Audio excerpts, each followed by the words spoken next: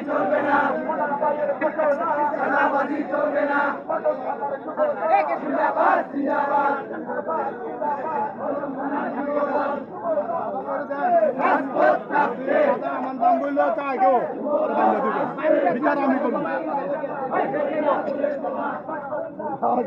আমরা সবাই জিয়ার সেনা